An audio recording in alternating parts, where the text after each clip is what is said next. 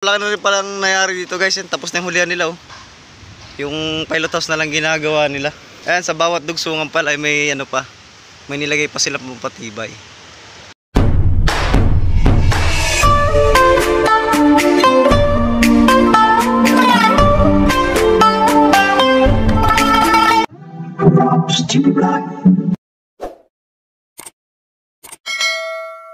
So what's up guys?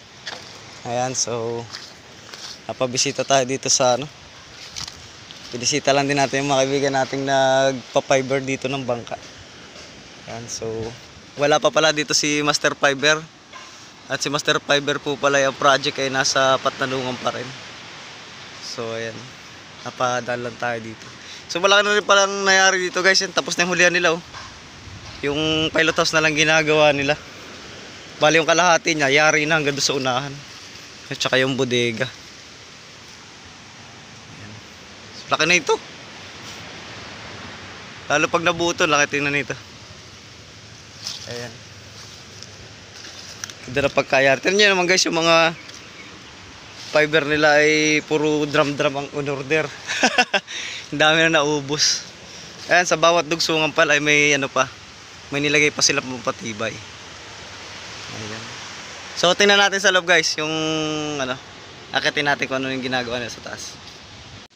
Yun, ito po yung ibabaw nung bangkang fiber. Ayan. So bali nagpo-flooring na pala sila. So dito banda sa isang bodega, dalawang bodega na pala ito. So may doble na siya sa loob.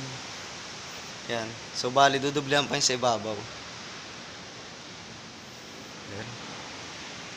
Galing ng pagkadali na ito. Ayan siya oh. Lalaki ng bodega po nito. Ayan.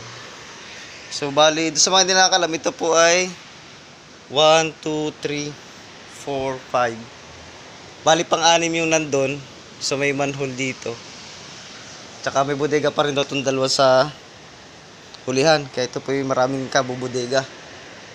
Ayan. So dito naman sa part na ito, yan, dito po yung engine natin.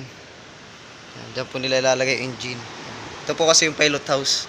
So bali hindi pa rin siya cover. Pero yung ano nito, yung buong labas, yung half niya is buo na.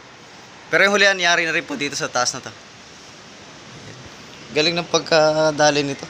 Puro fiber. Ito po yung ginagamit nila oh.